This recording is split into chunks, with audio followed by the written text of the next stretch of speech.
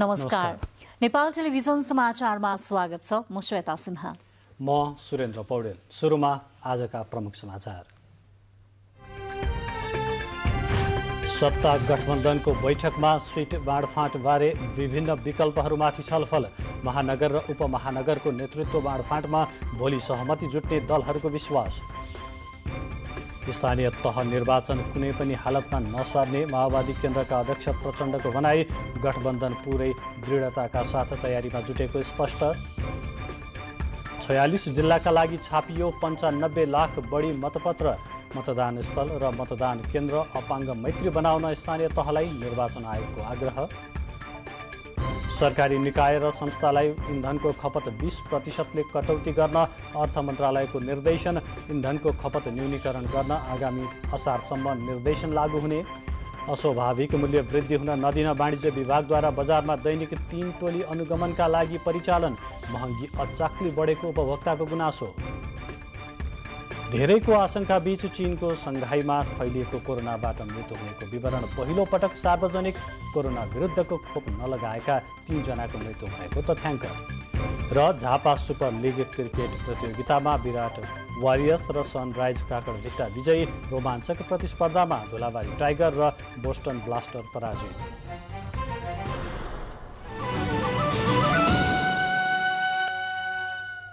समाचार अब विस्तारमा। महानगरपालिका र उपमहानगरपालिकाका प्रमुख र उपप्रमुख पदको उम्मेद्वारका विषयमा छलफल गर्न बसेको सत्ता गठबन्धनको बैठक बिना निष्कर्ष टुङ्गिएको छ। प्रधानमन्त्री निवास बालुवाटारमा आज बसेको गठबन्धनको बैठकमा सिट बाँडफाँटबारे छलफल भए पनि सहमति भने हुन सकेन। बैठकमा विभिन्न विकल्पहरूमाथि छलफल भए पनि कुनै ठोस सहमति हुन नसकेको नेताहरूले जानकारी दिनुभएको छ। बैठकपछि सञ्चार तथा सूचना प्रविधि मन्त्री एवं काङ्ग्रेस नेता ज्ञानेन्द्र बहादुर कार्कीले स्थानीय निर्वाचनमा सत्तारूढ दलहरूबीच महानगर र उपमहानगरको नेतृत्व बाँडफाँटमा भोलि सहमति जुट्ने बताउनुभयो। कार्कीले 6 वटा महानगर र 11 वटा उपमहानगरपालिकाको प्रमुख र उपप्रमुखबारे सहमति नजिक पुगेको दावी गर्नुभयो। भोलि 11:30 बजे गठबन्धनको बैठक बस्ने र सहमतिको खाका सार्वजनिक हुने उहाँले बताउनुभयो। सबै महानगर र उपमहानगरबारे वस्तुनिष्ठ छलफल भइरहेको भन्दै मन्त्री कार्कीले मङ्गलबार सुखद परिणाम आउने दावी गर्नुभयो। यसका बारेमा हामीले गम्भीरताका साथ छलफल गरेका छौँ र सहमतिका नजिकमा हामी पुगेका छौँ र भोलि 11:30 बजे फेरि यही बैठक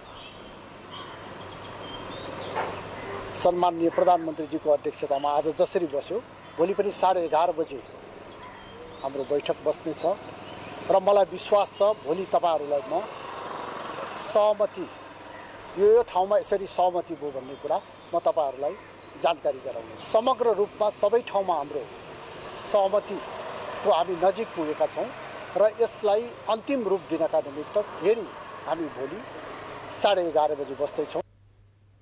तालमेलका लागि गठबन्धनले यसअघि नै 7 बुँदे मापदण्ड जारी गरिसकेको छ। गठबन्धनले सो मापदण्डका आधारमा स्थानीय अवस्था अनुसार चुनावी तालमेल गर्न तल्ला तहलाई निर्देशन गरेको छ। यसैगरी केन्द्रबाट 6 महानगरपालिका र 11 वटा उपमहानगरपालिकाको सिट बाँडफाँट गर्ने तयारी छ। नेकपा माओवादी केन्द्रका अध्यक्ष पुष्पकमल दाहाल प्रचण्डले आगामी वैशाख 30 गते हुने स्थानीय तहको निर्वाचन कुनै पनि हालतमा नसर्ने बताउनु भएको छ। पार्टी कार्यालय पेरिस डाँडामा आयोजित पत्रकार सम्मेलनमा निर्वाचन सर्ने भन्ने हल्ला मात्र भएको उहाँले बताउनुभयो। गठबन्धन पुरै दृढताका साथ निर्वाचनको तयारीमा जुटेको र देश निर्वाचनमा होमिसकेको बताउनुहुँदै अध्यक्ष प्रचण्डले निर्वाचन सार्ने पक्षमा आफू नभएको पनि स्पष्ट गर्नुभयो। गठबन्धन अन्तर्गत 6 वटा महानगरमध्ये एउटा महानगरमा माओवादीले दावी गरेको बताउनुहुँदै अध्यक्ष प्रचण्डले जुन महानगर भए पनि माओवादी प्रतिस्पर्धाबाट पछाडि नहट्ने उल्लेख गर्नुभयो। पनि 6 वटा महानगरपालिका छन्। 6 वटा महानगरपालिकामा एउटा त माओवादी केन्द्रलाई पर्ने नै होला। गठबन्धनकोले काठमाडौँ दिने भने पनि ठिकै छ, विराटनगर दिने भने पनि ठिकै छ, भरतपुर होइन भने पनि ठिकै छ भनेको छु मैले। तपाईँहरूले भ्रम पार्न खोजेको छ भरतपुरै चाहिने रेणु नै चाहिने भन्ने होइन। निर्वाचनमा साझा चुनाव चिन्ह प्रयोग गर्ने बारेमा छलफल भए पनि आसन्न स्थानीय तहको निर्वाचनमा यसको सम्भावना कम रहेको अध्यक्ष प्रचण्डले बताउनुभयो। स्थानीय तह निर्वाचनका लागि उम्मेद्वार मनोनयन गर्न अब 6 दिन मात्र बाँकी छ। तर दलहरूले अधिकांश स्थानीय तहका लागि उम्मेद्वार चयन गर्न सकेका छैनन्। विज्ञहरूले भने निश्चित समय नतोकिँदा र अस्वस्थ प्रतिस्पर्धा हुँदा समयमै उम्मेद्वार चयन हुन नसकेको भन्दै संविधानमा नै निर्वाचनको मिति तोक्न सुझाव दिएका छन्।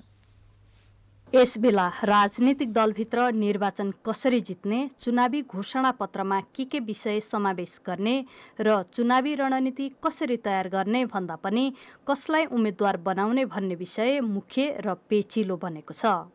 सानादेखि ठूला मानिएका राजनीतिक दलहरू पनि पालिकाको प्रमुख उपप्रमुखदेखि सदस्य चयनमा केन्द्रित भएका छन्। अझ दलहरू बीचमा चुनावी गठबन्धन गर्ने र साझा उम्मेद्वार चयन गर्ने विषयमा केन्द्रीय स्तरमा नै निरन्तर छलफल चलेका कारण पनि उम्मेद्वार चयनको विषयमा अझ अन्योलता सिर्जना भएको छ। वैशाख 30 गते हुने स्थानीय तहको निर्वाचनका लागि उम्मेद्वार मनोनयन गर्न निर्वाचन आयोगले वैशाख 11 गतेको समय तोकेको छ। तर अधिकांश स्थानीय तहका लागि दलहरूले उम्मेद्वार चयन गर्न सकेका छैनन्।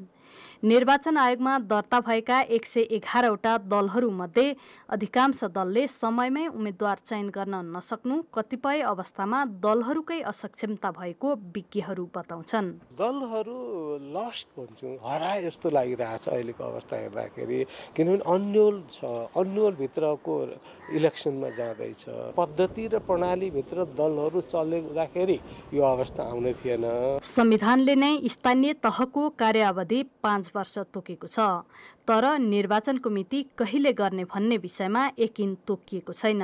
राजनीतिक दलको सहमति र सरकारको निर्णयका आधारमा निर्वाचन गर्ने व्यवस्था गरिएको छ, जसका कारण राजनीतिक दल र नेता कार्यकर्ता बीचमा अन्योलता सिर्जना भएको कतिपयको बुझाइ छ। पूर्व प्रमुख निर्वाचन आयुक्त भोजराज पोखरेलले निर्वाचनको मिति पनि संविधानमा नै व्यवस्था गर्न सके सही समयमा निर्वाचन गर्न र अन्यल हटाउन सहयोग पुग्ने बताउनुभयो। हाम्रो निर्वाचन मिति भनेको चाहिँ यो जहिले पनि अप्रत्याशित जस्तो निश्चित मिति भएन। अनि त्यसले गर्दाखेरि चाहिँ अब एउटा सर्टेन निर्वाचन त अनि 1-1.5 महिना अगाडि निर्वाचन घोषणा हुन्छ, अनि सबैलाई यो चाहिँ म्याराथन जस्तै हुन्छ सबै कुरा प्रोसेसहरू मिलाउने। त्यसैले म के भनिरहेको छु भनेदेखि निर्वाचन हुने मितिलाई त्यो अवधि सकिने वर्षको यो महिना यो गते, जस्तो अब यदि वैशाख 30 गते हाम्रो लागि अप्रोप्रिएट हो भने त्यो अवधि सकिने वर्षको वैशाख 30 गते स्थानीय तहको निर्वाचन गर्ने हो भनेर संविधानमै लेखिदिउँ। सत्ता साझेदार दलहरू सबै स्थानीय तहमा चुनावी गठबन्धन गर्ने लक्ष्यका साथ निरन्तर छलफल गरिरहेका छन्। तर कतिपय दलका स्थानीय नेता तथा कार्यकर्ताले भने चुनावी गठबन्धनलाई अस्वीकार गरेका छन्। त्यसैले पनि उम्मेद्वार छनौटमा केही विवादास्पद फैसला गरेको विषयमा 3 जिल्ला न्यायाधीशलाई काजमा सर्वोच्च अदालतमा झिकाइएको छ। कायम मुकायम प्रधान न्यायाधीश दीपक कुमार कार्कीले जिल्ला न्यायाधीश नवीन कुमार जोशीलाई आज सर्वोच्च अदालतमा काजमा झिकाउनु भएको हो। उहाँले बलात्कारको मुद्दामा पीडित भनिएको पक्षलाई 3 वर्ष कैद हुने फैसला सुनाउनु भएको थियो। मुलुकी फौजदारी कार्यविधिलाई संशोधन गर्न आएको केही नेपाल ऐन अध्यादेशको व्यवस्थाका आधारमा गत चैत 13 गते उहाँले सजायको फैसला सुनाउनु भएको हो। सो कानून कार्यान्वयनमा छैन। यसअघि जिल्ला अदालत काठमाडौँका 2 न्यायाधीश अम्बिका प्रसाद निरौला र सूर्य कुमार अधिकारीलाई सर्वोच्च अदालतमा काजमा तानिएको थियो। समाचारहरू बाँकी नै छन्, एकैछिन विश्राम। विश्रामपछि अब बाँकी समाचार। स्थानीय तह निर्वाचन 2079 अब 25 दिन बाँकी छ। प्रस्तुत छ निर्वाचन विशेष।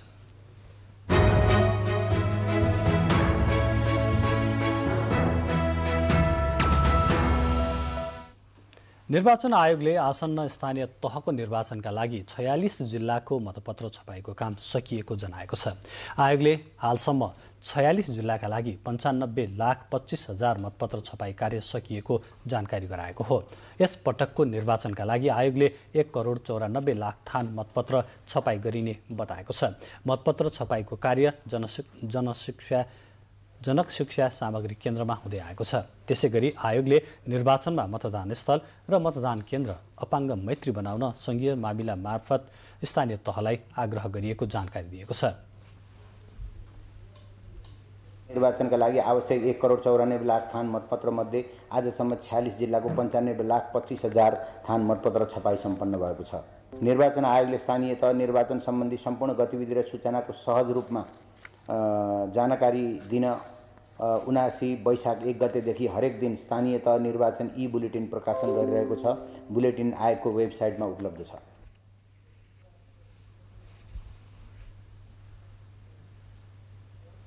निर्वाचन आयोगको कार्यालयमा संयुक्त निर्वाचन सञ्चालन केन्द्र JEOC स्थापना हुने भएको छ। निर्वाचनलाई व्यवस्थित र प्रभावकारी रूपमा सञ्चालन गर्न आयोगका सहसचिवको संयोजकत्वमा गृह मन्त्रालय, रक्षा मन्त्रालय र सुरक्षा निकायका राजपत्राङ्कित द्वितीय श्रेणीका अधिकृतको प्रतिनिधित्व केन्द्रमा रहनेछ। जिल्ला निर्वाचन कार्यालय र निर्वाचन अधिकृतको कार्यालयद्वारा सञ्चालित निर्वाचन कार्यक्रम सम्बन्धी प्रगति प्रतिवेदन छिटो प्राप्त गरी सचिवालय मार्फत आयोगमा पेश गर्ने केन्द्रको मुख्य कार्य जिम्मेवारी रहनेछ। विभिन्न सुरक्षा निकायसँग समन्वय र सम्पर्क गरी सुरक्षा स्थिति सहितको निर्वाचन सम्बन्धी जानकारी केन्द्रले आयोगमा पेश गर्नेछ। त्यसरी प्राप्त भएको सूचना आयोगको प्रवक्ता मार्फत सञ्चार माध्यममा प्रवाह गर्ने व्यवस्था गरिएको छ। केन्द्रले निर्वाचन सकिएपछि आयोग समक्ष अन्तिम प्रतिवेदन पेश गर्नेछ। स्थानीय तह निर्वाचनको मिति नजिकिएसँगै दलहरू उम्मेद्वार तय गर्न व्यस्त छन्। विशेष गरी महानगरपालिकाहरूमा धेरैको चासो देखिन्छ, जसमध्ये काठमाडौँ महानगरपालिका अझ दलहरूका लागि प्रतिष्ठाको विषय नै बनेको छ। संघीय राजधानी एवं मुलुककै पहिलो महानगरपालिका काठमाडौँ जनसङ्ख्या, भूगोल, आर्थिक एवं प्रशासनिक दृष्टिले स्थानीय तह निर्वाचनमा सबैभन्दा बढी चासोको रूपमा लिएको छ। झण्डै 19 अर्ब रुपियाँ बजेट परिचालन गर्ने काठमाडौँ महानगरपालिका संघीय राजधानी, राजनीतिक पहुँच, बजेट र धेरै जनसङ्ख्या भएकाले पनि दल र तिनका नेता कार्यकर्तालाई काठमाडौँको चुनाव आकर्षण र प्रतिष्ठाको विषय बन्ने गरेको छ। काठमाडौँ महानगरपालिका त यो त राजधानीको महानगरपालिका हो र साँच्चै भन्ने हो भने यो त 77 जिल्लाकै प्रतिनिधित्व हुने महानगरपालिका हो। काठमाडौँको मात्रै नभएर नेपालकै महानगरपालिका हो। त्यसैले यसको महत्त्व त ठुलै हुन्छ। लगभग चाहिने के भन्दाखेरि विदेशमा राजधानीको महानगरपालिका भन्नाले त करिब चाहिने के भनेपछि प्रधानमन्त्री, भोलिको प्रधानमन्त्री हुने सरहको महत्त्व हुन जान्छ। त्यसैले काठमाडौँमा प्रतिष्ठाको विषय बन्नु, काठमाडौँमा चाहिने प्रभाव राम्रो पार्नु, काठमाडौँमा चाहिने काठमाडौँकै नेतृत्व गर्नको लागि अगाडि बढ्नु स्वाभाविकै हो। काठमाडौँ महानगरमा अहिले नेकपा एमालेको स्थानीय सरकार छ। अबको चुनावका लागि सत्ता गठबन्धन दलहरू तालमेल गरेर चुनावमा उम्मेदिछन्। यद्यपि गठबन्धनमा आबद्ध दलको महानगर र जिल्ला कमिटीहरू अहिले पनि छलफलमा छन्। केन्द्रबाट गठबन्धनले कुनै पनि निर्णय नगरेकाले पनि गठबन्धनले काठमाडौँ महानगरपालिकाको मेयर पदको उम्मेद्वार तय गर्न सकेको छैन। अर्कोतर्फ एमाले सत्ता गठबन्धनको रणनीतिलाई हेरेर उम्मेद्वार बनाउने रणनीति लिएको देखिन्छ। उसले राप्रपा नेपाल र अरू साना दललाई साथ लिएर अघि बढ्दैछ। काठमाडौँ महानगरपालिकाको मेयरमा संघीय सांसद रामवीर मानन्दर, वर्तमान मेयर विद्या सुन्दर साक्य, पूर्व मेयर केशव विस्थापित, निर्मला देउजा र इन्दिरा पन्तको नाम भने सिफारिस गरेको छ। अरू थुप्रै साना दल र स्वतन्त्र उम्मेदवारीको पनि घोषणा गर्ने क्रम पनि चलिरहेको छ। काठमाडौँ महानगरपालिका अर्थतन्त्रको केन्द्रबिन्दु रहेर पनि विकास र जनअपेक्षा सम्बोधनमा भने दलहरू चुकिरहेका छन्। महानगरपालिकामा महानगरपालिका सञ्चालनका निम्ति आवश्यक पर्ने रकम, व्यवस्था, बजेटको राम्रो चाहिने बन्दोबस्त हुन सक्ने हुन्छ र त्यसलाई खेलाउन पनि पाइन्छ। यी सबै कारण हुन सक्छन् र महानगरपालिकामा जुन पार्टीले आफ्नो उम्मेदवारलाई जिताउन सक्यो त्यसले वास्तवमा भन्ने हो भने सम्पूर्ण नेपालको जान्ने बुझ्नेहरू जनसङ्ख्याको नेतृत्व गर्छ कि प्रतिनिधित्व गर्छ कि भन्ने पनि देखाउँछ। 3,242,000 मतदाता रहेको काठमाडौँ महानगरपालिकामा 32वटा वडा रहेका छन्। 2074 सालको स्थानीय निर्वाचनमा भने 2,79,309 मतदाता थिए। त्यो बेला स्वतन्त्र बाहेक 19 दल चुनावी मैदानमा उत्रेका थिए। अहिले पनि चुनाव लड्ने सबैभन्दा धेरै दल काठमाडौँमै छन्। 2074 सालको स्थानीय तहको निर्वाचनमा काठमाडौँ महानगरपालिकाको प्रमुखमा एमाले र उपप्रमुखमा काङ्ग्रेसले जितेका थिए। मेयरमा राप्रपाले एमालेलाई र उपमेयरमा एमाले राप्रपालाई सघाएका थिए। यद्यपि केही स्वतन्त्र उम्मेद्वारहरूले कसको कति मत काट्छन् भन्ने विषयले पनि अबको स्थानीय तहको निर्वाचनको परिणाममा फेरबदल हुन सक्छ। त्यसैले पनि वैशाख 30 गते हुने स्थानीय निर्वाचनमा काठमाडौँ महानगरपालिका सबै दलहरूको प्रतिष्ठाको विषय बनाएको देखिन्छ। क्यामेरामा शङ्कर बुढाथोकीका साथ सन्तोष लिताल, नेपाल टेलिभिजन।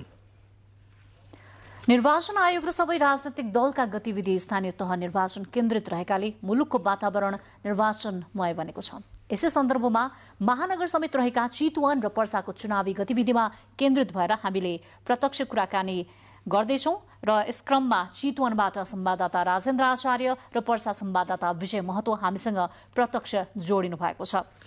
सर्वप्रथम म राजेन्द्रजीसँग कुरा गर्न चाहन्छु। राजेन्द्रजी, भरतपुर महानगरपालिका रहेको छ चितवनमा, जसमा चाहिँ धेरै आकांक्षीहरू देखिएका छन्। दलहरूले उम्मेद्वार छान्नलाई कस्तो कसरतहरू गरिरहेका छन् र आफ्ना एजेन्डा जनतासम्म लग्न भ्याएका छन् कि छैनन्, के छ स्थिति? धन्यवाद श्वेताजी। विशेष गरी देशकै केन्द्र भागमा रहेको भरतपुर महानगरपालिका यति बेला भनौँ निकै चर्चामा छ र भरतपुर महानगरपालिकामा गठबन्धन दलले अहिलेसम्म आफ्नो उम्मेदवार टुङ्ग्याउन सकेका छैनन् भने नेकपा एमाले चाहिँ आफ्नो उम्मेदवार टुङ्गाइसकेको छ। प्रदेश सांसद समेत रहेका र विजय सुवेदीलाई आफ्नो उम्मेदवार टुङ्गाएर यति बेला विजय सुवेदी आफ्नो घर घरमा मतदातासँग प्रचार कार्यका लागि चाहिँ उहाँ खटिनु भएको छ भने गठबन्धनले भोलि मात्र टुङ्गाउने हुँदा यद्यपि भरतपुरमा भने विशेष रूपमा चाहिँ नेकपा माओवादीले नै दाबी गरिरहेको छ र अहिलेसम्म नटुङ्गिसकेको अवस्थामा पुनः विशेष रूपमा चाहिँ मेयर रेणु दाहालले नै दोहोऱ्याउने चाहिँ सङ्केत हामीले जानकारी पाएका छौँ र त्यो खालको चाहिँ कुरा बाहिर आएको छ। यद्यपि हामीले मेयर रेणु दाहालसँग सम्पर्क गर्दा पनि उहाँले जनताले चाहेको खण्डमा र पार्टी र गठबन्धनले निर्णय गरेको खण्डमा चाहिँ म उम्मेदवार बन्छु भन्नुभएको छ र आधिकारिक निर्णय पार्टीले नै गर्ने भन्ने कुरा चाहिँ हामीले जानकारी गराउनु भएको छ भने उता नेपाली काङ्ग्रेसले भने यो पटक चाहिँ हामीहरूले नै चाहिँ विशेष रूपमा चाहिँ मेयरमा चाहिँ पाउनुपर्छ भनेर विशेष रूपमा सम्पूर्ण चाहिँ वडा अध्यक्षहरूले पनि आफ्नो हस्ताक्षर गरेर चाहिँ पार्टी सभापति राजेश्वर खनाललाई बुझाएका छन् भने नेपाली काङ्ग्रेसले विशेष रूपमा यो पटक चाहिँ आफूले नै मेयरको चाहिँ दाबी लिने अडान कायम राखेको छ र विभिन्न खालका भेटघाट विशेष रूपमा राजधानीमा गएर प्रधानमन्त्री शेरबहादुर देउवालाई समेत भेटेर ज्ञापन पत्र बुझाउने, अन्य शीर्ष दलका नेतालाई समेत त्यहाँ पुगेर चाहिँ आफ्नो ज्ञापन पत्रहरू बुझाएको अवस्था चाहिँ रहेको छ। श्वेताजी, राजेन्द्रजी, अब म पर्सातर्फ जान चाहन्छु। पर्साबाट हाम्रा संवाददाता विजय महतो हुनुहुन्छ। विजयजी, जस्तो भरतपुरमा त अझै उम्मेदवार छान्न सक्छ, पर्सामा के छ? गठबन्धन दलको एकजना उम्मेदवार हुनेछन् वा मित्रवत प्रतिस्पर्धाका कुराहरू पनि आइरहेका छन्? कसरी राजनैतिक दलहरूले तयारी गरेका छन्? श्वेताजी, विशेष गरी वीरगञ्जको प्रसङ्गमा पर्सा जिल्लामा खास गरेर भनौँ न, यदि वीरगञ्ज महानगरपालिकाको कुरा गर्ने हो भने यो गठबन्धन हुन्छ वा हुँदैन भनेर यस विषयमा अहिले ठुलो अन्योलको अवस्था छ र यो अन्योलको कारणले गर्दा पार्टीको चुनाव प्रचारको कामहरू अगाडि बढे पनि को उम्मेदवार हुने, कसलाई बनाउने, अहिलेसम्म नाम पनि टुङ्गो नलागिरहेको अवस्था। त्यस्तै अब गठबन्धन हुन्छ कि हुँदैन। अब स्थानीय नेताहरूको कुरा गर्नुपर्दा वीरगञ्ज पर्सा जिल्लाका सभापति नेपाली काङ्ग्रेसका र जसपाका सभापतिले मित्रवर्ग प्रतिस्पर्धामा जाने भनेर संयुक्त रूपमा एउटा विज्ञप्ति निकाल्नु भएको छ। तथापि पनि यो निर्णय गर्ने अधिकार उहाँमा निहित नभएको कारणले गर्दा अब पार्टीको हाइकमान्डले अथवा केन्द्रीय समितिले के निर्णय गर्छ, पार्टी सभापति को बैठकबाट के निर्णय आउँछ, अब त्यो निर्णय कुराकै अहिले चाहिँ अवस्था रहेको छ। अब यस बिचमा पार्टीहरूले चुनाव प्रचार त गरिरहेको अवस्था छ, तथापि को लड्ने, कसलाई टिकट दिने, यो अन्योलको अवस्था छ। एकतर्फ यो छ भने अर्कोतर्फ निर्वाचनकै प्रक्रियामा रहेको नेकपा एमाले यहाँबाट चाहिँ वीरगञ्ज महानगरपालिकाका वर्तमान मेयर विजय सराउगीलाई एकल नाम चाहिँ सिफारिस गरेर पठाइसकेको अवस्था छ र पार्टीले अहिले आधिकारिक रूपमा उनलाई उम्मेदवार घोषणा नगरे पनि जिल्ला कार्य समितिको तर्फबाट जुन नाम सिफारिस गरिएको छ त एक मात्र भएको कारणले गर्दा उहाँ नै नेकपा एमालेको तर्फबाट नेतृत्व गर्ने भनेर चाहिँ करिब करिब पक्का पकिरहेको अवस्था छ भने गठबन्धन दलका जति पनि दलहरू छन् तीन बीचमा अन्योलताको कारणले गर्दा अहिले स्थिति चाहिँ स्पष्ट हुन नसकिएको अवस्था छ। श्वेताजी, विजयजी, अहिले अब उम्मेदवारहरूको बारेमा अहिले नै एकिनसाथ केही पनि स्पष्ट नभएको अवस्था भए पनि सङ्घीयता कार्यान्वयनको स्थानीय तहको निर्वाचनको महत्त्वपूर्ण फड्कोमा 5 वर्ष चाहिँ हामीले पार गरिसकेका छौँ। यस बिचमा वीरगञ्ज महानगरपालिकाका जनताको अपेक्षा, उनीहरूले कस्तो नेतृत्वको चाहिँ अपेक्षा गरेका छन्, उनीहरूको पाटोबाट हेर्दाखेरि कस्तो नेतृत्व आओस् भन्ने चाहना छ त्यहाँका नागरिकहरूको? सुरेनजी, वीरगञ्ज खास गरेर देशको आर्थिक राजधानी हो र यो नेपालको लाइफलाइन पनि हो र यहाँनिर का जुन आर्थिक गतिविधिहरू छन् यसलाई अझ सक्षम रूपले अगाडि बढाउन सकिने नेतृत्व, जसले विकट परिस्थितिमा पनि आम नागरिकको समस्याहरूलाई सम्बोधन गर्न सकोस् र विकासको त्यसले हेर्दाखेरि पनि वीरगञ्ज खासै त्यति डेभलप भइराखेको अवस्था छैन। नगर क्षेत्रमा केही पूर्वाधार देखिए तापनि वीरगञ्ज महानगरपालिकाको जुन बाँकी रहेका 16वटा ग्रामीण भेगका वडाहरू छन् उतातिर पनि अहिले महानगरको जुन पूर्वाधारहरू हुनुपर्ने हो त्यो नरहेको अवस्था अहिले पनि ग्रामीण क्षेत्र नै छ। आम जो मतदाता छ उसले अपेक्षा के गरेका छ भने जो निर्वाचित भएर आओस्, हामीले त्यस्तो मान्छेलाई निर्वाचित गरेर लिएर आउन चाहन्छौँ जो पूर्वाधार विकासमा काम गरोस्, जो स्वास्थ्यमा, शिक्षामा र अहिले स्थानीय सरकार नै भएको कारणले गर्दा आम नागरिकको जीवन स्तरलाई उकास्नका निम्ति रोजगार पनि सिर्जना गर्ने लयाकत भएको व्यक्ति उम्मेदवार होस् भनेर यो सोच आम नगरवासी वा मतदाताको रहेको छ। सुरेनजी, अब म चितवनमा राजेन्द्रजीसँग कुरा गर्न चाहन्छु। राजेन्द्रजी, त्यहाँ अब यहाँले अघि पनि उल्लेख गरिसक्नु भएको छ, त्यहाँ पनि चाहिँ उम्मेदवार को हुने भन्ने किसिमको कुरो करिब टुङ्गो लाग्न बाँकी नै रहेको छ। त्यस्तो अवस्थामा निर्वाचन आयोगले भरतपुर महानगरमा र समग्र चितवन जिल्लामै निर्वाचनको तयारी कसरी गरिरहेको छ एउटा प्रश्न। अर्को चाहिँ त्यहाँ आचार संहिताका विषयहरूमा त्यसको पालनाका सन्दर्भमा के कसरी कामहरू भइरहेको छ, कसैले आचार संहिता उल्लङ्घन गरेका विषयहरू आएका छन् कि छैनन्?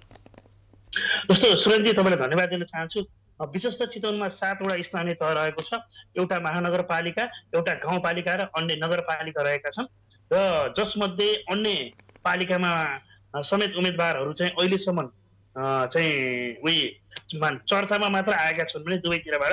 यद्यपि भरतपुर महानगरपालिकामा मात्र नेकपा एमाले विजय सुवेदीलाई आफ्नो निर्विकल्प सर्वसम्मत उम्मेदवारको रूपमा चाहिँ अगाडि सारेको हो, जसमध्ये अब चितवनमा विशेष रूपमा निर्वाचन आयोगका अनुसार स्थानीय तह निर्वाचनका लागि 33वटा दल दर्ता भएका छन्।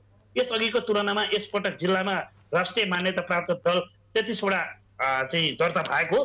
2074 सालको निर्वाचनमा 24वटा दल दर्ता भएका थिए। निर्वाचन कार्यालयले जिल्लाभर निर्वाचन अधिकृतको कार्यालय खुलेपछि वैशाख 11 गते र 12 गते प्रत्येक स्थानीय तहमा मनोनयन दर्ता गर्ने तयारी गरेको हामीलाई विशेष रूपमा जिल्ला निर्वाचन अधिकृत भीमसेन कार्कीले जानकारी दिनुभएको थियो। र चितवनमा म तपाईँलाई जानकारी गराउँछु, जिल्लाभर 3,97,685 जना मतदाता रहेका छन्, जसमध्ये 2,04,666 जना महिला, 1,93,018 जना पुरुष र 1 जना तेस्रो लिङ्गी रहेका छन्। कुल मतदाता मध्ये भरतपुर महानगरपालिकामा मात्र निकै चासोको रूपमा हेरिएको छ। भरतपुर महानगरपालिकामा 1,85,752 जना, रत्नगर नगरपालिकामा 52,642, खैरे नगरपालिकामा 43,531, कालिका नगरपालिकामा 31,157, राप्ती नगरपालिकामा 40,649 जना, माडी नगरपालिकामा 28,320 र एक मात्र इच्छाकामना गाउँपालिकामा 15,634 मतदाता रहेका छन्। जिल्लाका 7वटा स्थानीय तहमा मुख्य निर्वाचन अधिकृत खटाइने जिल्ला निर्वाचन कार्यालयले जनाएको छ। चितवनका सबै स्थानीय तहका निर्वाचन अधिकृतले नियुक्ति दिइ पनि सकेका छन् र नियुक्ति भएका सबै अधिकृतहरूलाई प्रदेश सरकारले तालिम पनि दिइसकेको छ भने यही वैशाख 8 गते जिल्लाका 6वटा पालिका अधिकृत कार्यालय स्थापना गर्ने जिल्ला निर्वाचन अधिकृत भीमसेन कार्कीले हामीले जानकारी दिनुभएको छ। यस्तै भरतपुर महानगरपालिका र मुख्य निर्वाचन अधिकृतको कार्यालय जिल्ला कारागार अगाडि उद्योग सङ्घको उद्योग प्रशिक्षण प्रतिष्ठानमा राखिने समेत भएको छ। विशेष रूपमा यसपटक जिल्लामा 31 वटा अति संवेदनशील मतदान केन्द्र रहेका छन्। यो तपाईँलाई म जानकारी गराउँ भने जिल्लाभर 161 मतदान केन्द्र रहेका छन्। एक मतदान केन्द्रमा 8 जना कर्मचारी परिचालन गरिनेछ र जिल्ला निर्वाचन अधिकृत कार्कीका अनुसार जिल्लामा 500 भन्दा कम मतदाता भएको केन्द्रमा 7 जना र 500 भन्दा बढी मतदाता भएको केन्द्रमा 8 जनाका गर्दै कर्मचारी खटाइएको छ। राजेन्द्रजी जानकारीको लागि धन्यवाद। उहाँ हुनुहुन्थ्यो हाम्रा चितवनबाट संवाददाता राजेन्द्र आचार्य। त्यसैगरी पर्साबाट पनि हाम्रा संवाददाता विजय महतो हामीसँग प्रत्यक्ष जोडिनु भएको थियो र त्यहाँ स्थानीय तह निर्वाचनको पर्सा र चितवनमा भइरहेका तयारी, दलहरूको तयारी, निर्वाचन आयोगको तयारी, मतदाताका उत्साहका विषयमा हामीले कुराकानी गरिरहेका थियौं। अब बाँकी समाचार। स्थानीय तह निर्वाचनका लागि खोटाङमा गठबन्धनको सिट बाँडफाँडमा सहमति भएको छ। 2वटा नगरपालिका र 8वटा गाउँपालिका मध्ये 6वटामा गठबन्धन दलबीच सहमति जुटेको हो। सहमति भएका मध्ये नेपाली कांग्रेस र नेकपा माओवादी केन्द्रले 3-3वटा स्थानीय तहको प्रमुखमा उम्मेदवारी दिने भएका छन्। दिक्तेल, रूपाकोट, मजुवागढी नगरपालिका, बाराहा पोखरी गाउँपालिका र रावाबेसी गाउँपालिकाको प्रमुख तथा अध्यक्षमा कांग्रेसले उम्मेदवारी दिने सहमति भएको कांग्रेसका जिल्ला सभापति विष्णु कुमार राईले बताउनुभयो।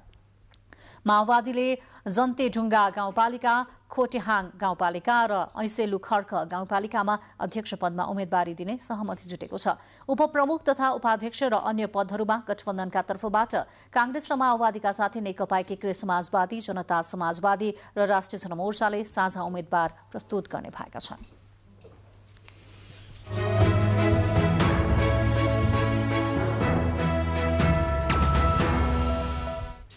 समाचारहरू बाँकी नै छन्, एकैछिन विश्राम। विश्रामपछि अब बाँकी समाचार। खानेपानी मन्त्री उमाकान्त चौधरीले 1 हप्ताभित्र मेलम्चीको खानेपानी काठमाडौँ उपत्यकामा ल्याउने बताउनु भएको छ। काठमाडौँ उपत्यका खानेपानी व्यवस्थापन बोर्डको 17औं वार्षिक उत्सवमा मन्त्री चौधरीले मेलम्चीको पानी सुरुङमा पठाइसकिएकोले अब काठमाडौँवासीलाई पानीको समस्या नहुने बताउनुभयो। मेलम्चीको पानीमा मात्र सीमित नभई अन्य वैकल्पिक स्रोत पहिचान गरी पानी आपूर्तिमा सहजता ल्याउनु पर्नेमा पनि मन्त्री चौधरीले जोड दिनुभयो। मेलम्चीको पानी वर्षातका समयमा 3 महिना जति बन्द गर्नुपर्ने अवस्था आउन सक्ने भएकोले त्यस्तो समस्या आउन सक्ने समाधानका लागि बोर्डलाई उहाँले निर्देशन दिनुभयो। आगामी दिनमा खानेपानीको समस्या आउन नदिन बोर्डले उपत्यकामा भएका पानीको स्रोतलाई संरक्षण गर्न इनार, कुवा, ढुङ्गेधारा र पोखरीको संरक्षण गर्नुपर्नेमा उहाँले जोड दिनुभयो। सफल भएका छौं र आज मैले भन्दाखेरि आफ्नो जिम्मेवारी र दायित्व पूरा गरेको मैले ठानेको छु। कार्यक्रममा बोर्डले तयार पारेको स्मारिका लोकार्पण गर्नुका साथै विभिन्न प्रतियोगितामा विजय भएका खेलाडीहरूलाई पुरस्कार पनि वितरण गरिएको थियो।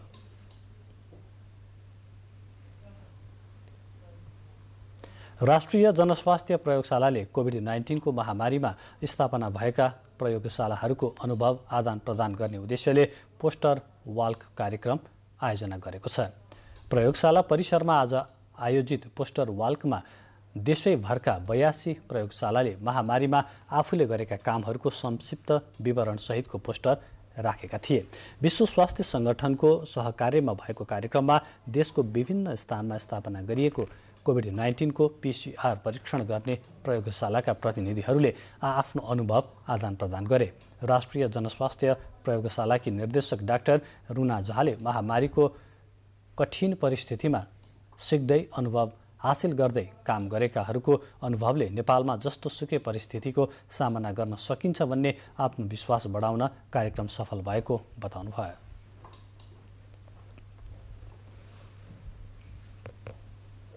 यस्तो आयो भने अहिलेको सिकाइले, किन यो त अब डकुमेन्ट भइसकेपछि यो सिकाइले ल त्यति बेला व्यक्तिहरू यसरी काम गर्दो रहेछ है, यसरी समस्या हुँदो रहेछ है भन्ने सिकाइले चाहिँ पक्कै पनि हामीलाई आगामी दिनहरूको लागि थप ऊर्जा पनि दिएको छ र यसले एउटा थप हामीलाई सशक्त स्ट्रेन्थेन गर्ने चाहिँ लेबोरेटरी सिस्टमलाई काम गरेको छ। निर्देशक डाक्टर झाले भावी दिनमा ती प्रयोगशालालाई कसरी व्यवस्थित गर्ने, जनशक्तिको क्षमता अभिवृद्धि कसरी गर्ने भन्ने लगायतको विषयमा अन्तर्क्रिया भएको र प्रयोगशालामा सुरक्षित नमुना सङ्कलन गरी परीक्षण नतिजा सम्प्रेषण प्रभावकारी र विश्वसनीय बनाउने क्षमता विकास गर्न कार्यक्रम उपलब्धिमूलक बनेको बताउनुभयो। पोस्टर वालमा मन्त्रालयका प्रतिनिधिहरूदेखि प्रयोगशाला सञ्चालक र सर्वसाधारणहरू समेतको सहभागिता रहेको थियो। पछिल्लो 24 घण्टामा मुलुकमा थप 10 जनामा कोरोना संक्रमण पुष्टि भएको छ। 3600 जनाको पीसीआर परीक्षणमा 9 जना र 1091 जनाको एन्टिजेन परीक्षणमा 1 जना गरी 10 जनामा संक्रमण पुष्टि भएको स्वास्थ्य तथा जनसङ्ख्या मन्त्रालयले जनाएको छ। पछिल्लो 24 घण्टामा कोरोनाबाट 34 जना निको भएका छन् भने हाल देशभर 350 जना सक्रिय संक्रमित रहेका छन्। आज थपिएको सँगै नेपालमा कोरोना संक्रमितको कुल संख्या 11,18,837 पुगेको छ भने 9,66,373 जना संक्रमण मुक्त भएको स्वास्थ्य मन्त्रालयको तथ्याङ्क छ। नेपालका लागि अमेरिकी राजदूत र्यान्डी भेरीले पत्रकारले आफूप्रति प्रश्न नउठ्ने गरी काम गर्नुपर्ने सुझाव दिनुभएको छ। सञ्चारिका समूहले काठमाडौँमा पत्रकार महिलाका लागि आयोजना गरेको तालिम कार्यक्रमको उद्घाटन गर्दै राजदूत भेरीले सत्य तथ्य र निष्पक्षतालाई ध्यान दिन सके पत्रकारिता र पत्रकारप्रति प्रश्न उठाउन कसैले नसक्ने बताउनुभयो। उहाँले पत्रकारिता क्षेत्रमा महिलाका लागि धेरै अवसर भएको तर त्यो सँगै आउने चुनौतीलाई सामना गरेर अघि बढ्न पनि सुझाव दिनुभयो। Facilitates those very values. Your role is critical in making sure that our democracies can exist on that basis. In the United States, it was journalists who uncovered the wrongdoings of a president, leading ultimately to his resignation. That's what journalism does.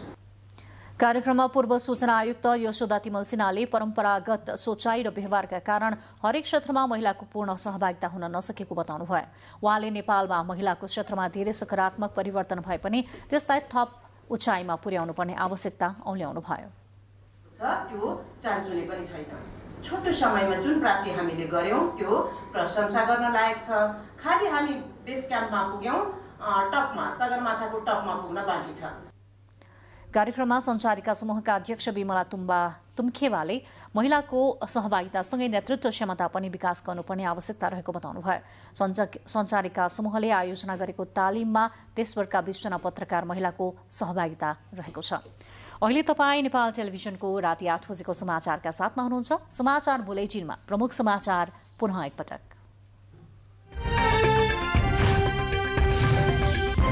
सत्ता गठबन्धनको बैठकमा seat बाँडफाँडबारे विभिन्न विकल्पहरूमाथि छलफल। महानगर र उपमहानगरको नेतृत्व बाँडफाँडमा भोलि सहमति जुट्ने दलहरूको विश्वास। स्थानीय तह निर्वाचन कुनै पनि हालतमा नसर्ने माओवादी केन्द्रका अध्यक्ष प्रचण्डको भनाई। गठबन्धन पूरै दृढताका साथ तयारीमा जुटेको स्पष्ट। 46 जिल्लाका लागि छापियो 95 लाख बढी मतपत्र। मतदान स्थल र मतदान केन्द्र अपाङ्ग मैत्री बनाउन स्थानीय तहलाई निर्वाचन आयोगको आग्रह। सरकारी निकाय र संस्थालाई इन्धनको खपत 20% कटौती गर्न अर्थ मन्त्रालयको निर्देशन। इन्धनको खपत न्यूनीकरण गर्न आगामी असारसम्म निर्देशन लागू हुने। अस्वाभाविक मूल्य वृद्धि हुन नदिन वाणिज्य विभागद्वारा बजारमा दैनिक 3 टोली अनुगमनका लागि परिचालन। महँगी अचाकले बढेको उपभोक्ताको गुनासो। धेरैको आशंका बीच चीनको सांघाईमा फैलिएको कोरोनाबाट मृत्यु हुनेको विवरण पहिलो पटक सार्वजनिक। कोरोना विरुद्धको खोप नलगाएका 3 जनाको मृत्यु भएको तथ्याङ्क। र झापा सुपर लीग क्रिकेट प्रतियोगितामा विराट वारियर्स र सनराइज काँकरभिट्टा विजयी। रोमाञ्चक प्रतिस्पर्धामा दुलाबारी टाइगर र वेस्टर्न ब्लास्टर पराजित। अन्तर्राष्ट्रिय महिला दिवसको अवसरमा 38 जना विभिन्न क्षेत्रका महिलाको सहभागितामा काला पत्थर पुगेर वातावरणीय न्यायका लागि महिला एकता भन्ने सन्देश विश्व समुदायमा पुर्याउन सफल भएको विषयमा तयार पारिएको वृत्तचित्र आज प्रदर्शन गरिएको छ। राजधानीमा आयोजित कार्यक्रममा साथसाथै फाउन्डेसनले तयार गरेको वृत्तचित्र प्रदर्शन गरिएको हो। कार्यक्रममा प्रमुख अतिथि सर्वोच्च अदालतकी न्यायाधीश सपना प्रधान मल्ल र राष्ट्रिय महिला आयोगकी अध्यक्ष कमला पराजुलीले जलवायु परिवर्तनको प्रभाव प्रत्यक्ष र परोक्ष रूपमा महिलामाथि पनि परेको उल्लेख गर्नुहुँदै जलवायु परिवर्तनको मुद्दामा र यसको प्रभाव न्यूनीकरणमा महिलाले सशक्त भूमिका निर्वाह गर्न सक्छन् भन्ने सन्देश वृत्तचित्रले दिन सफल भएको बताउनुभयो।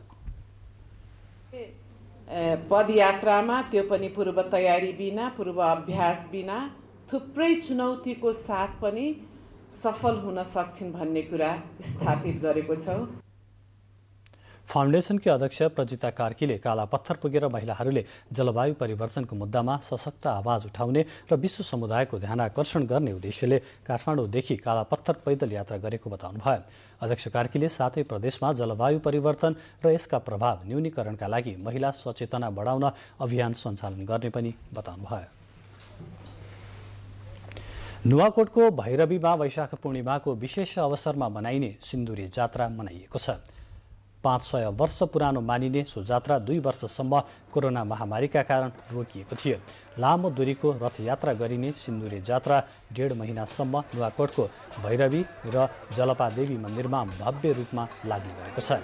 नेपाल सरकारको प्रतिनिधिद्वाराले भैरवी मन्दिरका पुजारी धामी धामिनीलाई विजयको प्रतीक स्वरूप सिन्दूर हालेर सिन्दुरे जात्रा गरिएको हो। देवीघाटको जालपा देवी मन्दिर र नुवाकोटको भैरवी मन्दिरमा जात्रा मनाउन नुवाकोटका साथै रसुवा, धादिङ, काठमाडौँ लगायतका जिल्लाहरूबाट हजारौं भक्तजनहरू सहभागी हुने गरेका छन्। प्रत्येक वर्ष कृष्ण पक्षदेखि 9 दिनसम्म मनाइने ऐतिहासिक रातो मचन्द्रनाथको रथ तान्ने जात्रा दोलखा बजारमा शुरू भएको छ।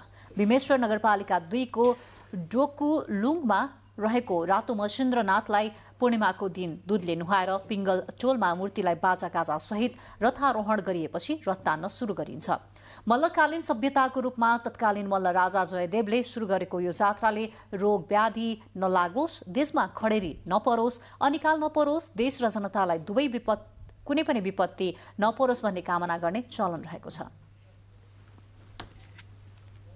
अब देश बाहिरको प्रसंग। चीनले सांघाईमा फैलिएको कोरोना संक्रमणबाट मृत्यु हुनेको तथ्याङ्क पहिलो पटक सार्वजनिक गरेको छ। चीनकै धेरै जनसंख्या रहेको ठूलो व्यापारिक केन्द्र सांघाईमा कोरोनाको संक्रमण फैलिएपछि गत मार्चको अन्तिम साताबाट कड़ा लकडाउन गरिएको छ। स्थानीयलाई अति आवश्यकीय वस्तु किन्नका लागि घरबाट निस्कन समेत प्रतिबन्ध लगाउने गरी फैलिएको संक्रमणबाट बस्न कड़ा लकडाउन गरिएको, तर कसैको पनि मृत्यु भएको खबर बाहिर नआएको भन्दै चासो व्यक्त भएका थिए। यस्तै आशंकाकै बीच आज सांघाई शहरका स्वास्थ्य अधिकारीले 3 जनाको मृत्यु भएको जानकारी गराएका छन्। मृत्यु हुने सबै 89 देखि 91 वर्ष उमेर समूहका रहेको र 3 जनाले कोरोना विरुद्धको खोप नलगाएको पनि स्वास्थ्य अधिकारीहरूले बताएका छन्। सांघाईका अधिकारीहरूले त्यहाँ 60 वर्ष माथिका 38% मात्र कोरोना विरुद्धको खोप लगाएको जनाएका छन्। चिनिया सरकारी सञ्चार माध्यमले सांघाईमा हाल 22,248 जना संक्रमित रहेको जनाएको छ। संक्रमणबाट मृत्यु भएपछि शहरमा मास टेस्टिङ गर्न लागि बीबीसीले उल्लेख गरेको छ। बाँकी समाचार एकैछिनमा।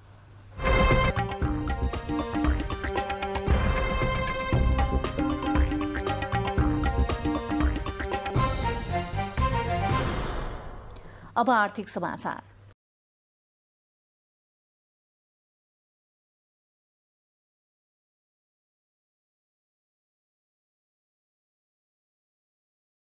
अर्थ मन्त्रालयले इन्धन शीर्षकमा विभिन्न मन्त्रालय तथा निकाय र सार्वजनिक संघ संस्थालाई इन्धनको खपत 20% कटौती गर्न निर्देशन दिएको छ। मन्त्रालयले आज सूचना जारी गर्दै चालू आर्थिक वर्षको लागि छुट्याइएको इन्धन शीर्षकको बाँकी बजेट 20% कटौती गर्न निर्देशन दिएको हो। विकास आयोजना, शान्ति सुरक्षा, अत्यावश्यक सेवा र आसन्न स्थानीय तह निर्वाचन प्रयोजनका लागि इन्धन कटौतीको व्यवस्था लागू नहुने मन्त्रालयले प्रश्न पारेको छ। बढ्दो व्यापार घाटा, विप्रेषण, आप्रवाहमा कमी र वैदेशिक मुद्राको संचितिमा चाप परेको भन्दै सरकारले गत चैत 30 गते इन्धन शीर्षकमा छुट्याइएको बजेट कटौती गर्ने निर्णय गरेको थियो। विद्युतको प्रयोगलाई बढ़ावा दिँदै इन्धनको खपत न्यूनीकरण गर्ने उद्देश्यले सरकारले चालू आर्थिक वर्षको प्रतिस्थापन बजेटमा प्रशासनिक र इन्धन खर्चमा 10% कटौती गर्ने निर्णय गरेको थियो। अस्वाभाविक मूल्य वृद्धि हुन नदिन बजार अनुगमनका लागि वाणिज्य आपूर्ति तथा संरक्षण विभागले दैनिक 3वटा टोली परिचालन गर्ने गरेको छ। तर अचाक्ली महँगीले मारमा परेको उपभोक्ताको गुनासो कायमै छ।